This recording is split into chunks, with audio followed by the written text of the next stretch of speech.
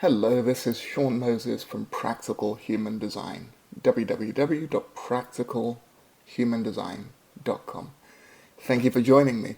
I'm recording this series for Goddess University and my good friend Phyllis. I hope you enjoy it.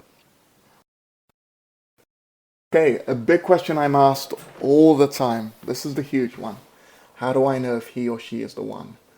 So, whatever you think about the idea of the one, whether you believe there is such a thing as a soulmate, or whether you believe that there are lots of possible partners out there for you, what we are in essence saying is the same thing. Is the person you are in a relationship with, or want to be in a relationship with, is going to be a good partner for you? That's always the £1,000,000 question.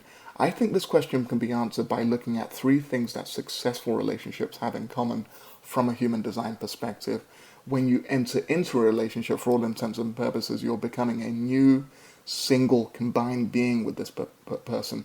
From a human design perspective, there are really three key ingredients to that successful union. The first thing, you have to have complementary gates and channels. And what I mean by that is that there must be at most a few channels dominating in either direction. So he mustn't dominate you too much, she mustn't dominate you too much, or whatever, depending on your orientation. But it's the same thing. Your partner mustn't dominate you too aggressively in the design, and the reverse is true. Let's take the example of a very, very famous couple. Their love started out strong, but faded away, and then turned to frustration and bitterness. Of course, I'm talking about Princess Charles and the late Princess Diana. I have their two charts on screen.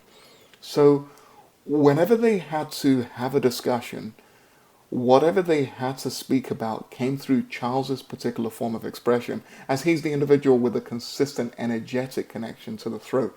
His throat is also connected to his ajna, meaning he will speak his mind.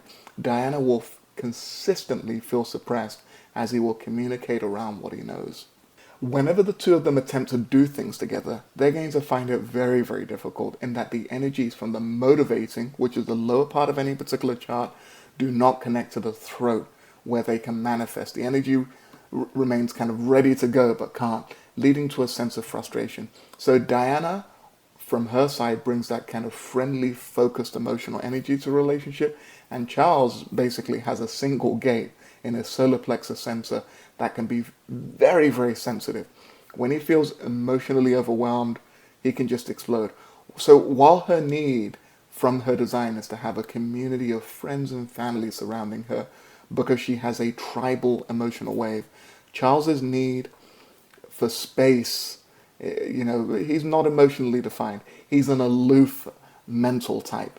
Within the combined chart exists a definition that's also going to make them struggle pretty consistently. The 28-38, the channel of struggle. So until they feel that their combined energies are synchronized, it's going to be very, very difficult, as it turned out to be. Thank you very, very much for joining me, and I hope you've enjoyed this podcast.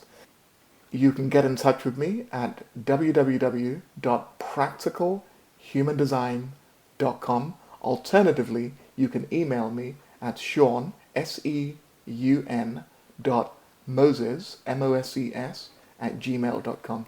Thank you and goodbye.